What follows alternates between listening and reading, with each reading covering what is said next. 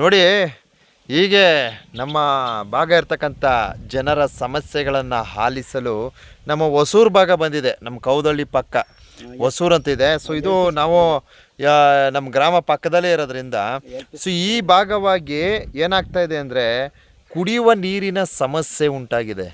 ಅರ್ಥ ಆಯ್ತಾ? ಕುಡಿಯೋಕ್ಕೂ ನೀರಿಲ್ಲ, ಮಳೆ ಇಲ್ಲ. ಮೂಲತಃ ಕಾರಣ ಬಂದು ಮಳೆ ಇಲ್ಲ. ಸೊ ಅದಕ್ಕೋಸ್ಕರ ನಮ್ಮ ಏನು ಕೌದಳ್ಳಿಗೆ ಬರ್ತಕ್ಕಂಥ ಜನತೆ, ಸರ್ ನಮ್ಮ ಭಾಗ ಎಲ್ಲ ಈ ರೀತಿ ಇದೆ ಸರ್, ಪರಿಸ್ಥಿತಿ ಹಿಂಗಿದೆ, ಬಂದೊಂದು ವಿಡಿಯೋ ಮಾಡಿ ಅಂತಂತ ಮನವಿ ಆಗ್ತಿದ್ರು. ಸೊ ಅದರ ಮೇರೆಗೆ ಇವತ್ತು ಯಾವ ವಿಲೇಜು ಗುರುಗಳೇ ಇದು? ಈ ವಿಲೇಜ್ ಏನು ಈ ವಿಲೇಜ್ಗೆ ಆಗಮಿಸಿರ್ತೀನಿ. ಇಲ್ಲಿನ ಜನರ ಪರಿಸ್ಥಿತಿ ಇವತ್ತಿನ ಮಟ್ಟಕ್ಕೆ ಯಾವ ರೀತಿ ಇದೆ ಅಂತ ಒಂದು ಸ್ವಲ್ಪ ಮಾಹಿತಿ ಕೊಡ್ತೀನಿ ನೋಡಿ. ಸೊಮೆ, ನಿಮ್ಮ ಹೆಸರು? ನನ್ನ ಹೆಸರು ಪೆರ್ಮಳ್ ಸರ್. ಪೆರ್ಮಳ್.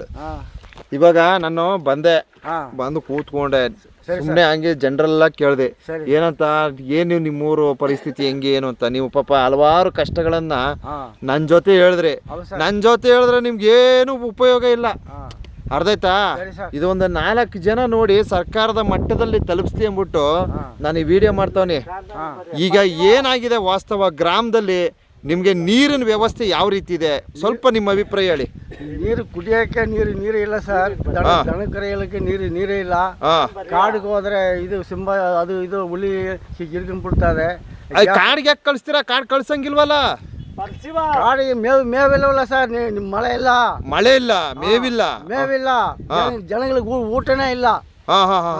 ಏನ್ ಮಾಡಕ್ಕಾಗಿದೆ ಸರ್? ಅಲ್ಲ, ಈಗ ಏನಾಗ್ಬಿಡ್ದ ಗೊತ್ತಾ, ಕಾಡ್ಗೆ ಹಸುಗಳು ಕಳ್ಸಂಗಿಲ್ಲ, ಮತ್ತೆ ಕಾಡುಗಳಿಗೆ ಒಳಕ್ ಹೋಗಂಗಿಲ್ಲ ಅಂತ ರೂಲ್ಸ್ಗಳಾಗಿ ಈಗ ನಿಮ್ 3 ಸೂಟ್ ಔಟ್ ಆಗ್ಬಿಡದ ಅನ್ನೋರ್ಲಿ, ನಿಮ್ಗೂ ಗೊತ್ತು. ಅರ್ಧೈತ್ರ? ಈಗ ನೀವು ಹೇಳ್ತಕ್ಕಂತ ಸಮಸ್ಯೆ ಏನಪ್ಪಾ ಅಂದ್ರೆ, ನಮ್ಗೆ ನಾಡಲ್ಲಿ ಆ ಹಸುಗಳಿಗೆ ಬೇಕಾದಂತಹ ಮೇವಿಲ್ಲ ಸರ್. ಮೇವಿಲ್ಲ. ನಮಗೆ ಕುಡಿಯಕ್ಕೆ ನೀರಿಲ್ಲ, ಮೇವಿಲ್ಲ. ಈಗ ಯಾಕೆ ಆತರ ಆಯ್ತು? ಮೊದ್ಲೆಲ್ಲ ನೀರಿನ ವ್ಯವಸ್ಥೆ ಇತ್ತ, ಇವಾಗ ಮಳೆನೇ ಇಲ್ಲ. ಹೌದು. ಈಗ ತಿಂಗಳಾಯ್ತು. ನಾನೊಂದು ಒಂದು ಪ್ರಶ್ನೆ ಹಾಕ್ತೀನಿ. ಪಕ್ಕದಲ್ಲಿ ಕಾವೇರಿ ನದಿ ಹರ್ಕೊಂಡು ಆರಾಮಾಗಿ ಹೋಯ್ತಾವಳೆ. ಇಲ್ಲಿಂದ ಇಲ್ಲಿಗೆ ನೀರು ವ್ಯವಸ್ಥೆ ಕೊಡಕ್ಕಾಗಲ್ಲ ನಮ್ಮ ಸರ್ಕಾರಗಳಿಗೆ, ಅಲ್ವಾ? ಅದು ಹೇಳಿ ನೀವು. ಖಂಡಿತ. ನೋಡಿ, ಇಲ್ಲಿಂದ ಇಲ್ಲಿಗೆ ನೀರಿನ ವ್ಯವಸ್ಥೆ ಕೊಟ್ರಿ ಇವತ್ತು ಸಮೃದ್ಧಿಯಾಗಿ ಜೀವನ ಮಾಡ್ಬೋದಿತ್ತು. ಸೊ ನಿಮ್ಗೆ ನೀರಿನ ವ್ಯವಸ್ಥೆ ಇಲ್ಲ, ಕುಡಿಯಕ್ ನೀರಿಲ್ಲ, ಹಸುಗಳಿಗೆ ಮೇವೇ ಇಲ್ಲ. ಈಗ ನೀವು ಇನ್ನೊಂದು ಹೇಳಿದ್ರಿ ನನಗೆ, ಸರಿ ಹೋಗ್ಬಿಟ್ಟು ಇದು ಹಸು ಹೋಯ್ತು ಸರ್, ಇದಕ್ಕೆ ದೊಡ್ಡ ಹಸುನೇ ಹಿಡ್ದಾಕ್ಬಿಡ್ತು ಅಂದ್ರಿ. ಅದ್ರ ಬಗ್ಗೆ ಒಂಚೂರು ಹೇಳಿ. ಅದು ಹುಲಿನೇ ಅಂತ ನಿಮ್ಗೆ ಹೆಂಗ್ ಗೊತ್ತದ್ದು? ಹೇಳಿದ್ರು. ಸಿರ್ತೆ ಬಂದು ನಾಯಿ ಎಲ್ಲ ಹಿಡ್ಕೊಂಡು ಹೋಯ್ತು, ಮೇಕೆಗೆಲ್ಲ ಹಿಡ್ಕೊಂಡು ಹೋಯ್ತು. ನಿಮ್ದೊಂದು ಹಿಡ್ದು ಬಿಡ್ತಾ? ಅಣ್ಣವ್ರದ್ದು ಏನು ನಾಯಿನ? ಹಸು ಕರ ಏನ್ ಚಿರತೆನಾ? ಚಿರತೆಗಳು ಯಥೇಚ್ಛವಾಗಿದೆ. ಹೌದು ಸರ್. ಚಿರತೆಗಳಿದೆ, ಹುಲಿಗಳಿದೆ. ಮೊದ್ಲೆಲ್ಲ ಈ ಸಮಸ್ಯೆ ಇತ್ತಾ? ಇಲ್ಲ. ಈಗ ಇತ್ತೀಚೆಗೆ ಸ್ಟಾರ್ಟ್ ಆಗಿರೋದು. ಈಗ ನಿಮ್ಮ ಸಮಸ್ಯೆನ ನಾನು ಸ್ವಲ್ಪ ನನ್ಗೆ ತಿಳಿದ ಮಟ್ಟು ಕೇಳ್ತೀನಿ ನೋಡಿ. ಇದು ಈ ವಿಲೇಜ್ ಅಂತಕ್ಕಂಥ ಒಂದು ಸ್ಥಳ ನೋಡಿ, ಬಂದು ಹೊಸೂರು ಪಕ್ಕ ಬರುತ್ತೆ. ನಮ್ಮ ಕೌದಳ್ಳಿ ಪಕ್ಕ ಹೊಸೂರು ಇದೆ. ಸೊ ಹೊಸೂರು ಪಕ್ಕ ಇದೆ. ಇಲ್ಲಿನ ಜನಜೀವನ ಯಾವ ರೀತಿ ಇದೆ, ಇಲ್ಲಿನ ಪರಿಸ್ಥಿತಿ ಬಗ್ಗೆ ಸ್ವಲ್ಪ ಮಾಹಿತಿ ನೀಡ್ತೀನಿ, ದಯವಿಟ್ಟು ನಿರೀಕ್ಷಿಸಿ. ಸೊ ನಮ್ಮ ಭಾಗ ಇರ್ತಕ್ಕಂಥ ಊರಿದು ಬಂಧುಗಳೇ. ಇದಕ್ಕೆ ಸಿ ವಿಲೇಜ್ ಅಂತ ಏನಕ್ಕೆ ಹೆಸರು ಬಂತು ಅಂದರೆ, ಟಿಬೆಟಿಯನ್ಸ್ಗೆ ಇಲ್ಲಿ ವಾಸ್ತವ್ಯ ಹೂಡಲು ಇಲ್ಲಿ ಸ್ಥಳವನ್ನು ನಿಗದಿಪಡಿಸಿದರು. ಆದರೆ ಟಿಬೆಟಿಯನ್ಸು ಅವರು ನಮಗೆ ಯೋಗ್ಯವಾದ ಸ್ಥಳ ಅಲ್ಲ ಅಂದ್ಬಿಟ್ಟು ಅವ್ರೇನು ಮಾಡ್ತಾರೆ, ಒಡೇರ್ಪಳ್ಳಿಯ ಈ ಭಾಗವನ್ನು ಆಯ್ಕೆ ಮಾಡ್ಕೊಳ್ತಾರೆ. ಸೊ ಆದ್ದರಿಂದ ಇಲ್ಲಿ ಎ ಇಂದ ಹಿಡಿದು ಸಿ, ಜೆಡ್ಡು ಅಂಕಡಿ ಈ ಥರ ಎಲ್ಲ ಪ್ರತಿಯೊಂದೊಂದಕ್ಕೂ A village, B village, C village ಈ ಥರ ಹೆಸರುಗಳಿರ್ತವೆ. ಅದರಲ್ಲಿ ವಿಶೇಷವಾಗಿ ಈ ಒಂದು ಸಿ ವಿಲೇಜ್ ಏನಿದೆ, ಸಿ ವಿಲೇಜ್ ಜನತೆ ಈ ರೀತಿ ಜೀವನವನ್ನು ಕಟ್ಕೊಂಡಿರ್ತಾರೆ. ಇವರು ಸಹ ಕಾಡಂಚಲ್ಲೇ ಜೀವನವನ್ನು ಮಾಡ್ತಕ್ಕಂಥದ್ದು. ಸೊ ಇಲ್ಲಿ ಇವ್ರಿಗೆ ಅನುಕೂಲಕರವಾದ ಒಂದು ಪ್ರಯೋಜನ ಏನಪ್ಪ ಅಂದರೆ, ಇಲ್ಲೊಂದು ಡ್ಯಾಮ್ ಇದೆ ನೋಡಿ, ವೀಕ್ಷಣೆ ಮಾಡಿ. ಹೊಡೆದಾಕ್ಬಿಡ್ತಾ? ಹಾಂ, ಬನ್ನಿ ಮಾಹಿತಿ ತಗೋತೀನಿ. ಸೊ ನೋಡ್ರಿ ಇಲ್ಲಿ ಒಂದು ಡ್ಯಾಮ್ ಇದೆ. ಈ ಡ್ಯಾಮು ನಾವು ಕಂಡಾಗೆ ಮೊದಲೆಲ್ಲ ನಾವು ಬರ್ತಿದ್ದಾಗ ನೀರು ತುಂಬಿ ತುಳುಕ್ತಾ ಇತ್ತು ಇಲ್ಲಿ. ಸೊ ಇವಾಗ ಏನಾಗಿದೆ, ಮಳೆ ಇಲ್ಲದ ಕಾರಣ ಈ ಡ್ಯಾಮ್ನ ವಾಸ್ತವ ಸ್ಥಿತಿ ಈ ರೀತಿ ನೋಡ್ಲಿಕ್ಕೆ ಸಿಗುತ್ತೆ. ಇಲ್ಲಿ ಹಸು ಕರುಗಳಿಗೆ ನೀರಿನ ವ್ಯವಸ್ಥೆನೂ ಸಹ ಇಲ್ಲ. ಸೊ ಆ ಹಸು ಕರುಗಳು ನೀರಲ್ಲ, ಮನುಷ್ಯ ಕುಡಿಯೋಕ್ಕೆ ನೀರಿಲ್ಲ ಅಂದಮೇಲೆ ಇನ್ನು ಹಸು ಕರುಗಳ ಕತೆ ಏನಾಗಬೇಕು? ಅದಕ್ಕೂ ಸಹ ಇಲ್ಲ. ಇದನ್ನೆಲ್ಲ ದಯವಿಟ್ಟು ಪರಿಗಣಿಸಿ ನಮ್ಮ ಸರ್ಕಾರಗಳು ಇದಕ್ಕೆ ಹೆಚ್ಚಿನ ಒತ್ತನ್ನು ನೀಡಬೇಕು. ಇದ್ರ ಕಡೆ ಯಾವುದೇ ಥರದ ಗಮನವನ್ನು ಸಹ ನಮ್ಮ ಸರ್ಕಾರಗಳು ಹರಿಸಲ್ಲ. ಆನೆ ಭಯ, ಆನೆ ಭಯ, ಸಿರ್ತೆ ಭಯ. ಈಗ ಆಡು ಕುರಿ ಮೇಯ್ಸಕ್ಕೆ ಕಾಡ್ಗೆ ಹೋಗಂಗಿಲ್ವಲ್ಲಮ್ಮ, ಏನವ ಮಾಡ್ತೀಯಾ? ಮಳೆ ಇಲ್ವಲ್ಲ ಸರ್, ನಾವ್ ಇನ್ನೇನ್ ಮಾಡೋದು? ಮಳೆ ಇಲ್ಲ. ಸೊ ಈಗ ನಿಮ್ಗೆ ಸರ್ಕಾರದಿಂದ ನೀವು ಆಡು ಕುರಿ ಸಾಕಳಕ್ಕೆ ನಿಮ್ಮ ಹೊಲ ಜಮೀನುಗಳಲ್ಲೇ ಒಂದು ನೀರಿನ ವ್ಯವಸ್ಥೆ, ಒಂದು ಏನೋ ಬೆಳ್ಕೊಳಕ್ ಬೇಕಾದಂತಹ ಎಲ್ಲ ಮಾಡ್ಕೊಟ್ರೆ ಹೋಗಲ್ಲ, ಹೋಗಲ್ಲ. ಸರ್ಕಾರದಿಂದ ಮಾಡ್ಕೊಡ್ಬೇಕು, ಕೊಡ್ಬೇಕು ಸ್ವಾಮಿ. ಒಳ್ಳೇದ್ ಮಾಡ್ಕೊಟ್ರೆ ನೀವು ಹೋಗಲ್ಲ ಕಾಡ್ಗೆ. ಇಲ್ಲ ನಾವು ನೀರ ಕುಡಿಯಕ್ಕಿಲ್ಲ ಸ್ವಾಮಿ, ಕುಡಿಯಕ್ಕೆ ನೀರಿಲ್ಲ. ಹೌದು ಹೌದು ಹೌದು. ಏನ್ ಆಡು ಕುರಿ ಮೇಯಿಸ್ಕೊಂಡ್ ಬಂದ್ಬಿಡ್ತೀರಾ? ಬರ್ತೀವಿ. ಓಕೆ, ಒಂದು ನಿಮಿಷ ಹಂಗಿರಮ್ಮ.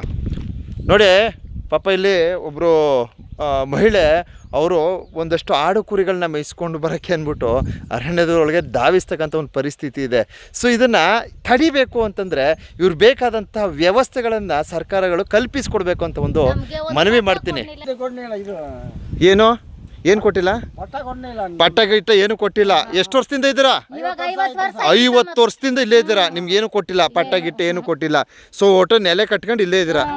ನೋಡಿ, ಈ ಥರ ಸಮಸ್ಯೆನೂ ಆಲಿಸ್ಬೋದು. ಎಲ್ಲಿಲ್ಲ? ಇಲ್ಲ, ಆನೆ ಬಂದಿದ್ದು. ಓಕೆ, ನೋಡಿ ಅಮ್ಮ, ನೋಡಿ ಸ್ವಾಮಿ, ಈಗ ನಾನೊಂದು ಸಂದೇಶ ಕೊಡ್ತೀನಿ. ನಾವು ಹಳ್ಳಿ ಜನಕ್ಕೆ ನಾವು ಏನು ನಿಮ್ಮ ಪರವಾಗಿ ಮಾತಾಡೋದು ಸರಿ ಬರಲ್ಲ.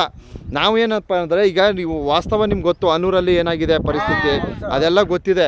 ನಾವು ಏನಪ್ಪ ಅಂದರೆ ಈ ಸುತ್ತಮುತ್ತ ನಮ್ಮ ಹಳ್ಳಿಯ ಜನಕ್ಕೆ, ಎಲ್ಲ ಹಳ್ಳಿ ಜನಕ್ಕೆ ಏನು ಈ ಮೀಸಲು ಅರಣ್ಯ ಪ್ರದೇಶಗಳಿದೆಯಲ್ಲ, ಅಲ್ಲಿಗೆ ಅವರು ರಾತ್ರಿ ಸಂಚಾರ ಮಾಡಬಾರ್ದು, ಅವ್ರು ಧಾವಿಸಬಾರ್ದು. ಅಲ್ಲಿಗೆ ಇನ್ ಕೇಸ್ ಹೋಗಲೇಬೇಕು ಅಂತಂದರೆ ಅರಣ್ಯ ಇಲಾಖೆಯವರ ಪರ್ಮಿಷನ್ ತಗೊಂಡು ಹೋಗ್ಬೇಕು ಅಂತ ಒಂದು ಮೆಸೇಜ್ ಕೊಡ್ತೀನಿ. ಆಗ್ಬೋದಾ? ಅರ್ಥ ಆಯ್ತಾ? ರಾತ್ರಿ ಸಂಚಾರಗಳು ಹೋಗಬಾರ್ದು. ಅದೇ ನೀವೇ ಹತ್ಕೊಯ್ತೀರಾ. ಆದರೆ ಇವತ್ತು ಅಲ್ಲಿ ರಾತ್ರಿ ಹಸು ಹುಡ್ಕೊ ಬರೋಕೆ ಹೋದ್ವಿ, ಅದಿದಂಥ ಕಾರಣಗಳು ಕೊಡ್ತವ್ರೆ. ಬಟ್ ಅದು ಬೇರೆಯೇ ಇರ್ಬೋದು. ಬಟ್ ಇನ್ನು ಮುಂದೆ ಯಾವುದೇ ಥರದ ಅವಘಡಗಳಾಗಬಾರ್ದು ಅಂದ್ಬಿಟ್ಟು ನಿಮ್ಮಂಥವ್ರ ಮೂಲಕ ಹಳ್ಳಿ ಜನ, ಕಾಡಂಚೆ ಕಾಡು ಪ್ರದೇಶದಲ್ಲಿ ವಾಸಿಸ್ತವ್ರು ಏನಿದ್ದೀರಾ ಅವ್ರ ಮೂಲಕ ಒಂದು ಸ್ವಲ್ಪ ಮೆಸೇಜ್ ಕೊಡೋಣ ಅಂತ. ಅರ್ಥ ಆಯ್ತಾ? ಇದೊಂದು ನಿಮ್ಮ ಮನದಟ್ಟು ಮಾಡ್ಕೊಳ್ಳಿ. ಯಾರೇ ಆಗಲಿ ರಾತ್ರಿ ಸಮಯ ಅರಣ್ಯದೊಳಗಡೆ ಧಾವಿಸಬೇಡಿ. ಇನ್ ಕೇಸು ನೀವು ಹಸು ಕಾಣಿ ಆಯಿತು, ಅದಾಯಿತು, ಇದಾಯಿತು ಅಂತಂತಂದರೆ ಒಂದು ಸ್ವಲ್ಪ ಅರಣ್ಯ ಇಲಾಖೆಯವ್ರ ಗಮನಕ್ಕೆ ತಂದು ಮೂವ್ ಆಗಿ ಅಂತ ಒಂದು ಮೆಸೇಜ್ ಕೊಡ್ತಾ ಇದ್ದೀನಿ. ಅರ್ಥ ಆಯ್ತಾ? ಬಂಧುಗಳೇ, ನೋಡಿ, ನಾವು ಈ ನಮ್ಮ ಸಿ ವಿಲೇಜ್ಗೆ ಬರ್ತೀನಿ. ಇಲ್ಲಿ ಇರ್ತಕ್ಕಂಥ ಗ್ರಾಮಸ್ಥರನ್ನು ಸ್ವಲ್ಪ ವಿಚಾರ ಮಾಡ್ತೀನಿ. ಏನಕ್ಕೆ ವಿಚಾರ ಮಾಡ್ತೀನಿ ಅಂತಂದರೆ, ಇವತ್ತು ನಡೆದಿರ್ತಕ್ಕಂಥ ಒಂದು ಘಟನೆ ಎಲ್ಲೂ ಸಹ ಆಗಬಾರ್ದು ಅಂದ್ಬಿಟ್ಟು ಇವ್ರನ್ನ ಒಂದು ವಿಚಾರಣೆ ಮಾಡ್ತೀನಿ. ಸೊ ಇಲ್ಲೇನಂಗೆ ಇವ್ರು ಹೇಳ್ತಕ್ಕಂಥ ವಾಸ್ತವ ಸ್ಥಿತಿಗಳು ಯಾವ ರೀತಿ ಇದ್ದಾರೆ ಸರ್? ಹಸು, ದನ, ಕರು, ಹಾಡು, ಈ ಥರ ನಾವು ಅರಣ್ಯದ ಜೊತೆ ಅವಿನಯ ಸಂಬಂಧವನ್ನು ಇಟ್ಕೊಂಡಿರ್ತೀವಿ. ಆದರೆ ಅವರು ರಾತ್ರಿ ಏನಕ್ಕೆ ಹೋದ್ರೆ ಏನೋ ಗೊತ್ತಿಲ್ಲ. ಸೊ ಅದು ಅಷ್ಟು ದೊಡ್ಡ ಮಟ್ಟದಲ್ಲಿ ಅದು ಆಗಬಾರ್ದಿತ್ತು, ಆಗೋಗಿದೆ. ಸೊ ಈ ನಾವೇನಪ್ಪ ಅಂದರೆ ಈ ನಮ್ಮ ಊರುಗಳಲ್ಲಿ ಪ್ರಾಣಿಗೆ ಬೇಕಾದಂತಹ ಮೇವಿದ್ದಿದ್ರೆ ನಾವು ಕಳಿಸಲ್ಲ ಸರ್. ಆ ಥರ ಮಳೆ ಇಲ್ಲ. ಫಸ್ಟ್ ಪಾಯಿಂಟ್ ಮಳೆ ಇಲ್ಲ. ಮಳೆ ಇಲ್ದಿರೋದು ನಮಗೆ ಬಹಳ ತೊಂದರೆ ತಂದುಕೊಟ್ಟಿದೆ. ಅದು ಈ ಡ್ಯಾಮಲ್ಲಿ ಸತತವಾಗಿ ಒಂದು 10 ವರ್ಷಗಳ ಹಿಂದೆ ತುಂಬಿ ತುಳುಕ್ತಿತ್ತು ನೀರು. ಇವಾಗ ನೀರಿಲ್ಲ ಸರ್. ಸುಮಾರು 10 ವರ್ಷ ಆಯ್ತು ಈ ಡ್ಯಾಮ್ನ ನೋಡಿ, ನೀರೇ ಇಲ್ಲ ಸರ್. ನಾವು ನೀರು ನೋಡೋಕ್ಕೆ ಸಾಧ್ಯವಾಗಲ್ಲ. ಸೊ ಅದರಿಂದ ಏನಾಗುತ್ತೆ, ಹಸುಗಳಿಗೆ ನೀರಿಗೋಸ್ಕರ ನಾವು ಅರಣ್ಯ ಪ್ರದೇಶಗಳಿಗೆ ಕಳಿಸ್ಕೊಡ್ತಕ್ಕಂಥ ಒಂದು ಪರಿಸ್ಥಿತಿ ಇರ್ತದೆ ಸರ್. ಈ ಥರ ಅವರ ಅನಿಸಿಕೆಗಳನ್ನ ಪಾಪ ಅವರು ನಾನು ಎಲ್ಲ ವಿಚಾರ ಮಾಡಿ ಅವ್ರ ಹತ್ರ ಹೇಳಿಕೆ ಪಡ್ಕೊಳ್ತೀನಿ. ಅರ್ಥ ಆಯ್ತಾ? ಸೊ ಆದ್ದರಿಂದ ನಾನು ಒಂಚೂರು ಹೇಳ್ಬಿಡ್ತೀನಿ. ಆದ್ದರಿಂದ ನಾವು ಈ ಥರ ಒಂದು ಸಂಪರ್ಕದಲ್ಲಿ ಇರ್ತೀವಿ. ಅದನ್ನು ಹೊರತುಪಡಿಸಿ ನಾವು ಯಾವುದೇ ತರಹದ ದುರುದ್ದೇಶಗಳ ಕೆಲಸಗಳಿಗೆ ನಾವು ಮೂವ್ ಆಗಲ್ಲ. ಸೊ ಈ ತರಹ ಇರ್ತಕ್ಕಂಥ ಪರಿಸ್ಥಿತಿಗಳನ್ನು ಆಧರಿಸಿ ನಮ್ಮ ಸರ್ಕಾರಗಳು ನೋಡಿ, ಪಕ್ಕದಲ್ಲಿ ನೀರು ಎಷ್ಟೋ TMC ಕಾವೇರಿ ನೀರು ಹರಿದು ಹೋಗ್ತಾ ಇದೆ ಸರ್. ವೇಸ್ಟ್ ಆಗೋಗ್ತಾ ಇದೆ. ಎಷ್ಟೋ ನೀರು ಹೋಗ್ಬಿಡ್ತಾ ಇದೆ. ಆ ನೀರಲ್ಲಿ ನಮಗೂ ಸ್ವಲ್ಪ ಕುಡಿಯೋಕ್ಕೇನವ್ರು ಒಂದು ಒಳ್ಳೇದು ಮಾಡಿಕೊಟ್ರೆ ಸರ್ಕಾರ ಎಷ್ಟು ಅನುಕೂಲವಾಗುತ್ತೆ.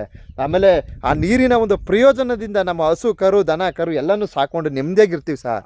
ಆದರೆ ಇವತ್ತು ನಾವು ಅರಣ್ಯದ ಒಳಗಡೆ ಹೋಗೋದು ತಪ್ಪು ಅಂತಕ್ಕಂಥದ್ದು.